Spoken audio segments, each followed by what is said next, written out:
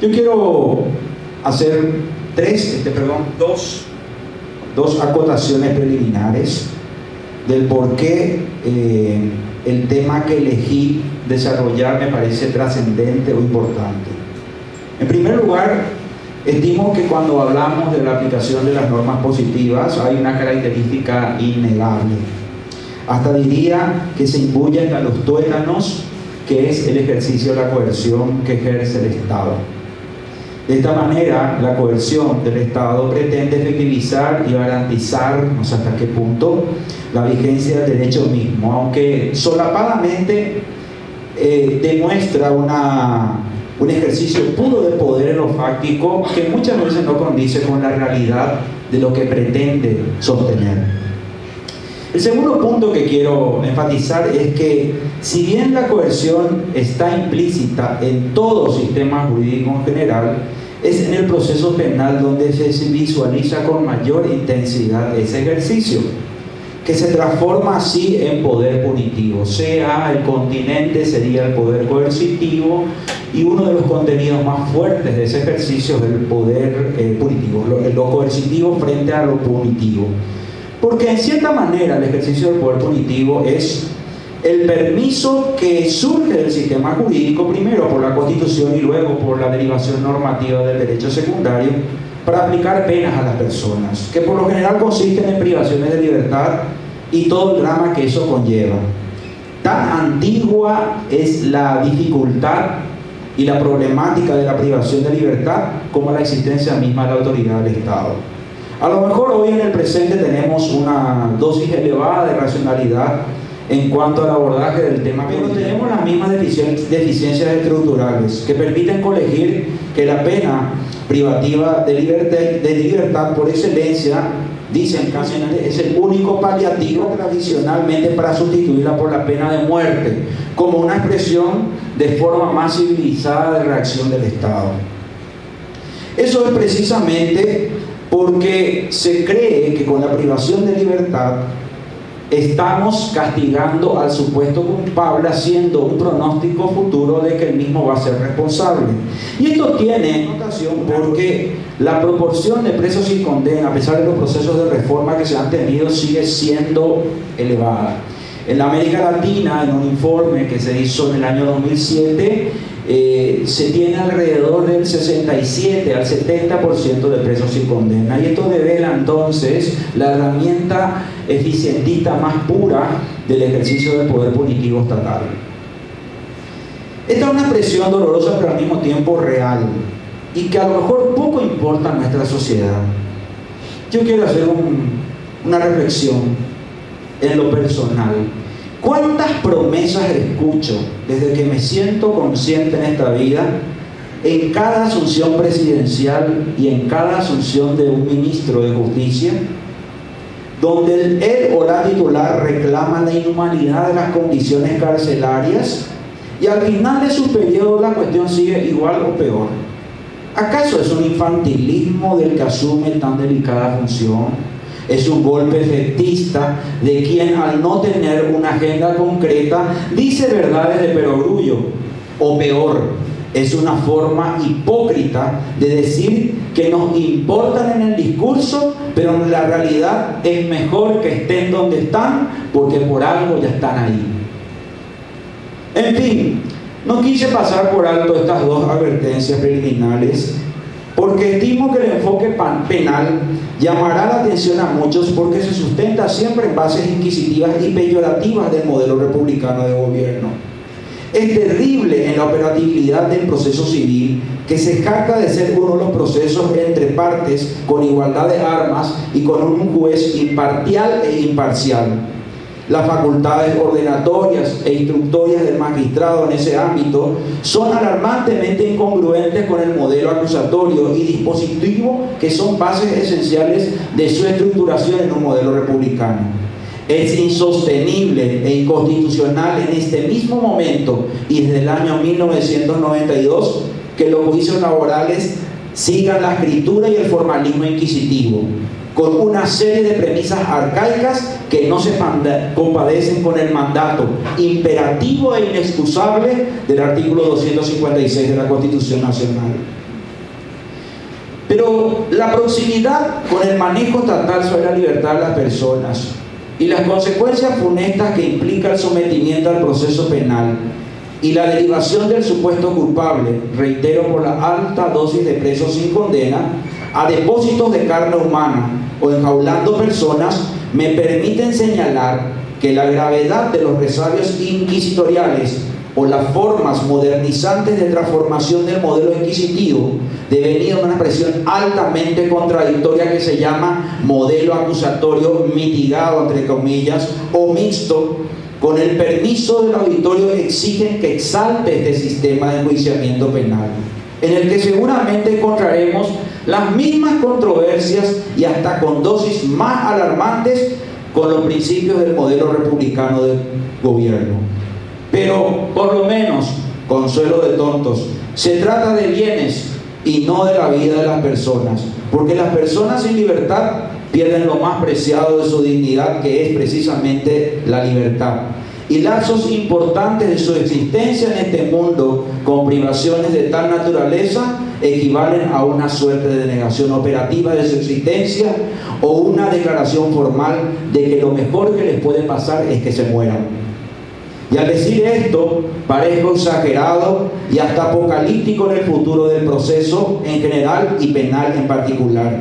Pero la cuestión persistente y el mantenimiento insoportable del status quo me obliga y les obliga a todos los operadores que exijamos por todos los medios y en todos los foros este clamor de ocuparnos de una vez por todas del problema de la privación de la libertad de las personas en un proceso. El tema central es ¿qué entendemos por modelo republicano? Y decimos que nuestra constitución, más allá de ser democrática, es una constitución republicana. Primero porque no solo postula la división del poder o la división de funciones del poder con un sistema de frenos y contrapesos, sino que es republicana nuestra constitución también, porque pergeña unos principios sin los cuales no puede hablarse de este modelo. Por ejemplo, postula la idoneidad para el acceso a los cargos públicos, establece un sistema de responsabilidad de los funcionarios públicos, proyecta la publicidad de sus actos, determina la duración limitada en el tiempo de los actos de gobierno y exige que los actos de gobierno sean razonados, es decir, rija la fundamentación de sus actos, que destruya cualquier presunción de arbitrariedad que es compatible única y exclusivamente con la autocracia y en su versión histórica la que precedió la monarquía absolutista. Entonces, idoneidad, publicidad, responsabilidad, sistema de frenos y contrapesos, razonabilidad de las decisiones, limitación del poder, limitación del tiempo de los actos del gobierno y racionalidad de la expresión del poder coercitivo y punitivo constituyen una combinación de axiomas que, al decir de Ferrajoli, permiten entender el carácter republicano de una decisión política o jurisdiccional, porque tales presupuestos deben verificarse en todos los niveles del ejercicio del poder estatal, pero con mayor énfasis en el ámbito punitivo por las razones que les acabo de apuntar. De esta manera, el ejercicio del poder punitivo estatal se condiciona a la misma Constitución que anticipadamente nos señala unos requisitos o que denominamos presupuestos constitucionales de un proceso republicano. Cuando hablamos de presupuestos constitucionales, nos referimos a unas condiciones mínimas que pergeña la misma ley fundamental para cualquier trámite del cual pudiera derivar pena o sanción. En el lenguaje anglosajón y en la literatura continental europea se acuña la expresión due process of law, que traducido al castellano significa debido proceso legal, lo que a su vez, trasladando a la legalidad de nuestra materia, extiende la terminología bajo la denominación debido proceso con la materia agregada penal. ¿Cuáles son esos estándares que señala nuestra Constitución? En realidad, si uno se fijara en los estándares que señala la Constitución, se va a encontrar que una ley fundamental de corte republicano y participativo consagra siempre unas pautas integradas a dogmas. La expresión debe entenderse en el buen sentido de la teoría de los derechos humanos, compatibilizando con la misma principalmente a la historia del constitucionalismo moderno que emanan los albores de la Revolución Francesa y de la mano del iluminismo, cuyos connotados exponentes adquirieran reconocimiento global y dieran base a los presupuestos mínimos del Estado de Derecho, fundando siempre en tres principios elementales: libertad, igualdad y fraternidad. Los dogmas, entonces, deben interpretarse siempre en el contexto que abarca el debido proceso penal, en un sentido de la afirmación de ciertos valores defensivos de la condición humana, aun cuando el Estado sea reticente para acatarlos y se muestre partidario de socavarlos o negarlos. El utilitarismo, como una de las expresiones filosóficas que gestan el modelo republicano de gobierno, señala que el abuso de poder es nota común del ser humano en sus relaciones con los demás.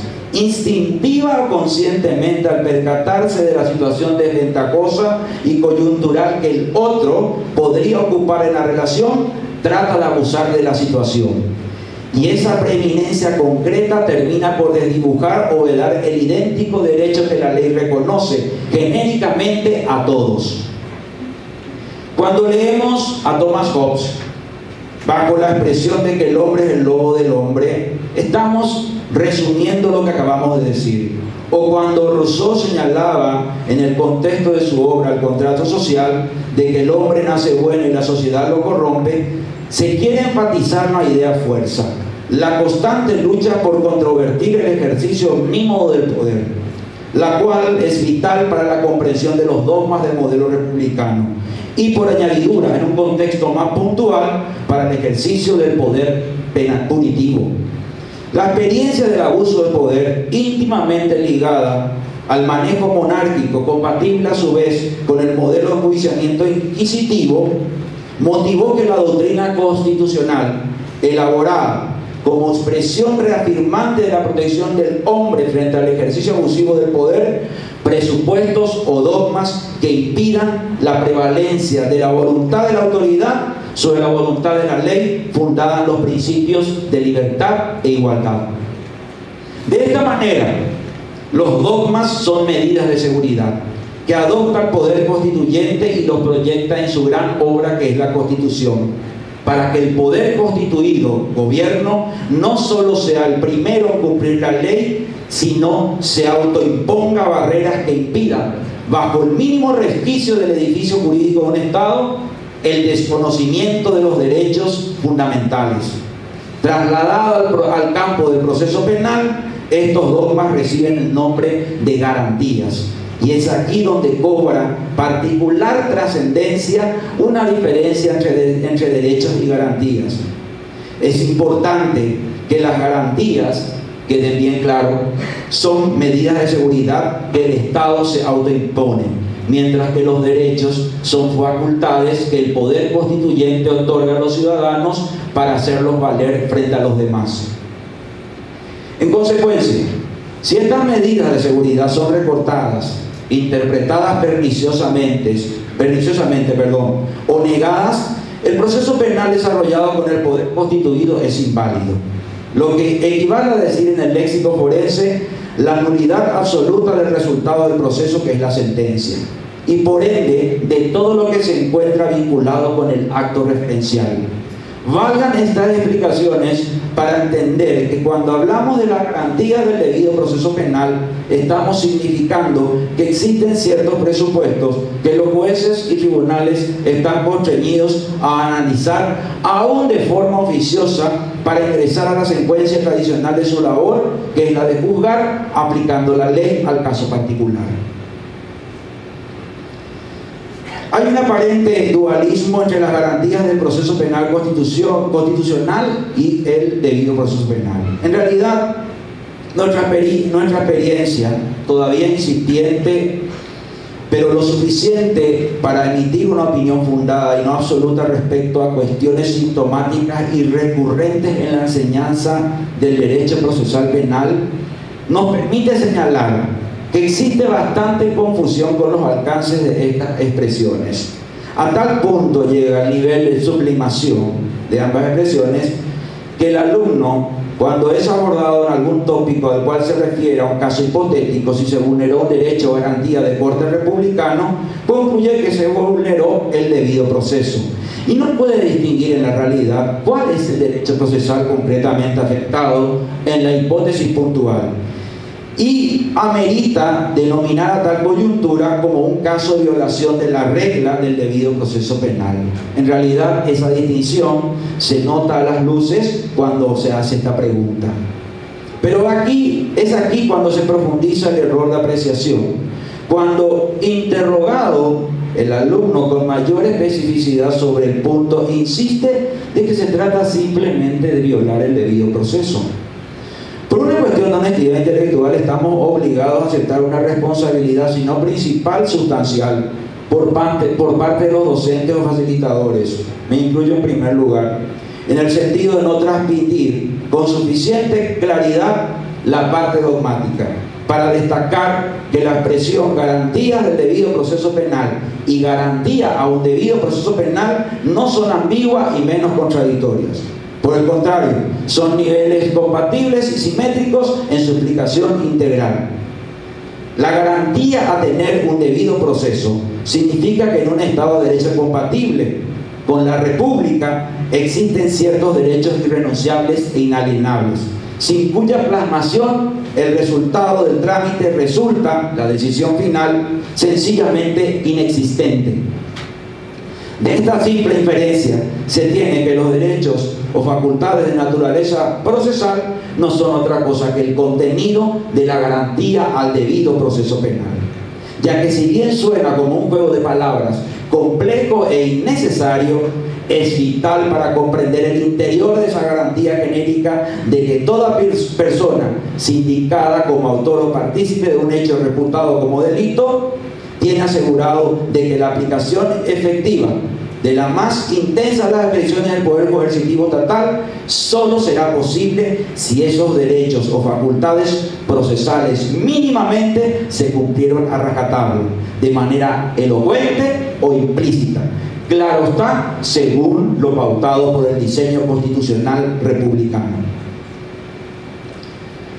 ¿Cómo operan las garantías del debido proceso penal?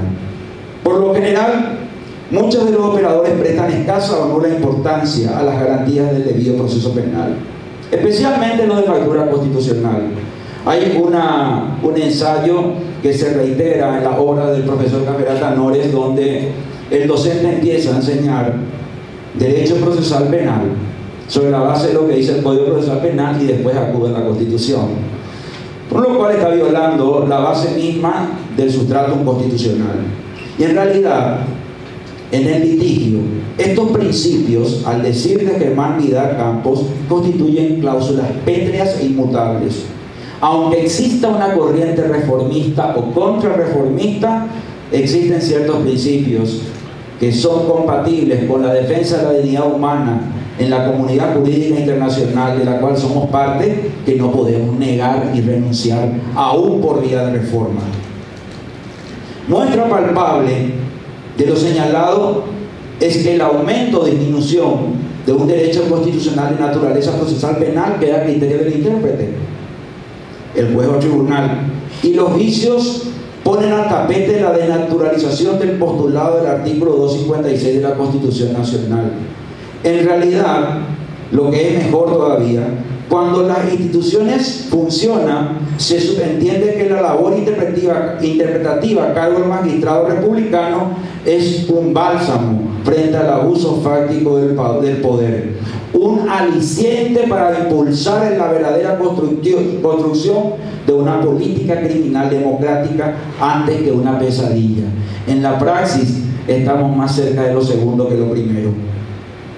Basta con recordar que la jurisprudencia viene sosteniendo que el objeto de la valoración del magistrado en las instancias inferiores en cada caso no es materia justiciable por vía de la inconstitucionalidad, cuando que esta figura es precisamente el medio eficaz y directo para combatir el abuso del denominado, entre comillas, poder jurisdiccional que se patentiza en fallos apartados de un mandato republicano que es el de fundar debidamente sus decisiones. En otras palabras, las garantías no cumplen en realidad la misión fundamental que compete a su terminología, ya que no asegura al particular frente al Estado lo que dice el artículo 9 de la Constitución, el aseguramiento de la libertad. La mala calidad de las sentencias también es una violación de la seguridad jurídica que ese artículo señala, y tiene una consecuencia nociva y negativa en las posibilidades que concita el litigio. Va de suyo que el sentido verdaderamente político de la garantía se podría traducir en estas expresiones profanas, pero profundamente significativas de la simplicidad con que tendrían que operar políticamente los catálogos que contienen el ejercicio abusivo o arbitrario del poder punitivo. Yo, como persona humana primero, y como ciudadano, tengo la seguridad como justiciable frente al poder punitivo estatal de disponer efectiva y eficazmente de un haz de posibilidades perfectamente previsibles mediante el correcto uso de las herramientas legales frente a la hipótesis de un delito. Tengo derecho, como víctima o imputado, a ser informado sobre los alcances de mis facultades, que se me asesore, y tengo la posibilidad de esgrimir ciertos argumentos frente a la prueba que conozco en detalle. Sobre esa base puedo formular pretensiones y esperar una respuesta compatible o desacertada con mis expectativas, pero razonable dentro de mis previsiones. Obviamente parece tan sencillo decirlo y analizarlo seriamente. En esto habrá clara coincidencia. El problema surge cuando, por factores ajenos al manejo institucional del Poder Judicial, se emiten decisiones que se asemejan en cuanto al material práctico, pero difieren ostensiblemente en cuanto al resultado, con la constatación de una simple variable: ¿quién o cuál de los sujetos que intervienen en el proceso dispone de ciertos privilegios emanados de la coyuntura política, económica y social? Entonces, por efecto de los privilegios de determinados grupos, se inficionan decisiones notoriamente ajenas a la previsibilidad razonable, y por ende, el siguiente paso es la vigencia de quien tiene más poder para torcer el precedente por otro que favorezca la nueva situación coyuntural de grupos dominantes. Nótese entonces cómo los privilegios que subyacen en sociedades modernas, subdesarrolladas o desquiciadas por inequidades, desnaturalizan la garantía de seguridad en el ámbito del litigio, y esta mácula traslada su dosis de confianza y sensación de impunidad a la totalidad del estamento judicial. ¿Y qué necesitamos para medir si el tratamiento de determinados casos se ajusta a estándares interpretativos compatibles con el concepto de seguridad, previsibilidad? La eliminación de cualquier distorsión emanada de las causales antes señaladas, al solo efecto enunciativo, con lo cual se perfila una imagen despejada de los auténticos problemas interpretativos. Y en dicho escenario, lamentada elaboración por parte del intérprete de los cursos hipotéticos de casos, adoptando supuestas causas y las probables respuestas que son los efectos, lo relevante aquí es el conocimiento fehaciente de dos niveles de derecho procesal, ya que cualquier curso hipotético sería irrelevante, mientras el intérprete carezca de estos instrumentos básicos que permitan dar un margen de discrecionalidad interpretativa confiable, o, como ya expresáramos, previsible dentro de los estándares razonables. No estaremos dentro de un debido proceso republicano. Yo quiero terminar ejercitando los alcances del modelo acusatorio y la persistencia del sistema inquisitivo, con énfasis en el modelo republicano. ¿Qué plantea un modelo republicano acusatorio? Igualdad de armas. ¿Cuál es su contracara? El Código Procesal Penal permite que el Ministerio Público ejerza una serie de facultades durante la investigación e impide que el imputado actúe en consonancia con el principio constitucional de igualdad ante la ley. Igual cosa ocurre con la víctima, que está supeditada a lo que establezca el Ministerio Público. Un modelo acusatorio republicano exige precisa división de funciones. Su contracara: Los jueces disponen de facultades de alterar inclusive el objeto de los juicios. Basta un botón, como muestra el artículo 400 del Código Procesal Penal, que incluso permite condenar en los casos en que el Ministerio Público ni siquiera solicita la aplicación de pena privativa de libertad. Y esto en el ámbito de un juicio oral y público. Un modelo acusatorio exige que el juez imparcial dicte las resoluciones y que su decisión sea el producto de su razonamiento por la adquisición informativa, de la evaluación de la prueba conforme a las reglas que regulan cada instituto, y fundamentalmente que sea coherente entre lo que se acusó, lo que se juzgó y lo que se resolvió. Su contracara: muchas sentencias son el producto del convencimiento íntimo de los jueces sobre cuestiones accesorias, perdiendo de vista el núcleo de lo acusado y lo juzgado, dejando de valorar pruebas o evitando explicar directamente cómo llegó a determinada conclusión. Esto es contrario al postulado del debido proceso penal en el ámbito republicano. La prueba palpable es el desconocimiento de la sana crítica. Insisten en mecanismos inquisitivos de valoración probatoria. Tasan según su creencia las pruebas. A los testigos, a los peritos, sostienen el criterio de que cuanto más peritos o testigos coincidan, más elocuente es la prueba. Dan mayor valor a las pruebas documentales, ingresando la escritura como valor preeminente sobre la oralidad que brinda información la prueba testifical o la prueba pericial, bajo el famoso adagio inquisitivo: instrumentos es el testigos y peritos. Insisten en que las presunciones que ellos se forman pueden, por suma de presunciones, adquirir el grado de certeza afirmativa. Y si falta un poco más de presunciones para lograr la certeza, usan de sus facultades oficiosas de prueba de mejor proveer para completar segmentos de una acusación incompleta y eventualmente condenar sobre esa base. En fin, son esquemas prevalentes del modelo inquisitivo que se niegan a retroceder en gran parte por culpa de nosotros, los operadores de justicia. Porque un modelo instalado por más de 13 siglos en el mundo responde ya a una estructura cultural de profundas raíces en todo el quehacer de la actividad humana, y más aún en una sociedad poco propensa a los valores democráticos y republicanos, con una incipiente institucionalidad como la nuestra, en el que la razón nunca estuvo encima de la fuerza, sino al revés. Y lo que se pretende es que la razón se transforme en una fuerza intimidatoria, conservadora, neoinquisitiva y hasta condescendiente con el modelo que supuestamente se dejó atrás con la implementación de la oralidad y la publicidad. En otras palabras, los muertos del modelo inquisitivo gozan de buena salud. Es por ello que me permito concluir que el acceso a la oralidad y la publicidad son puntos de inflexión importantes para mejorar el sistema de enjuiciamiento, pero no lo es todo. Hay que combatir el sistema inquisitivo con insistencia y convincente formación a los operadores.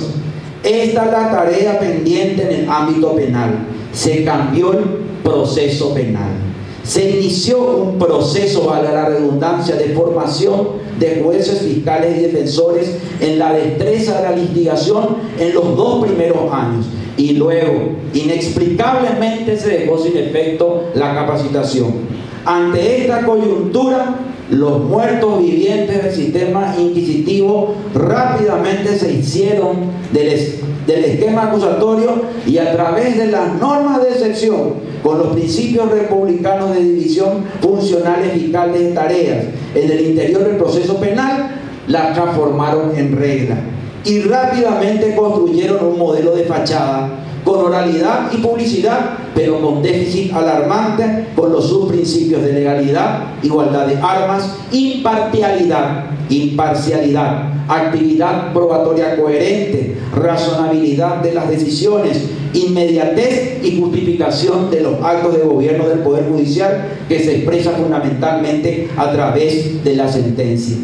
Es de esperar que la experiencia de estos años de vigencia del sistema acusatorio, con serias deficiencias por la devaluación de los propios operadores internos del sistema penal sean visualizadas eficaz y eficientemente por la Comisión Nacional de Reforma del Sistema Penal y Penitenciario, que hace una semana y media entró a funcionar, y proponer reformas serias que repelan las formas neoinquisitivas y profundicen estos subprincipios que les acabo de mencionar, que nos permitan sostener que en el Paraguay empezamos seriamente a construir republicanismo, y que este modelo de enjuiciamiento alternativo acusatorio respeta la razón, porque respetando la razón respetamos la condición humana, y si así lo hacemos realzamos la condición de nuestra justicia como más próxima a los seres humanos, antes que sujetos o entelequias perdidas entre líneas explicativas de líneas interminables de fundamentación teórica, alejadas totalmente de la realidad. Muchas gracias.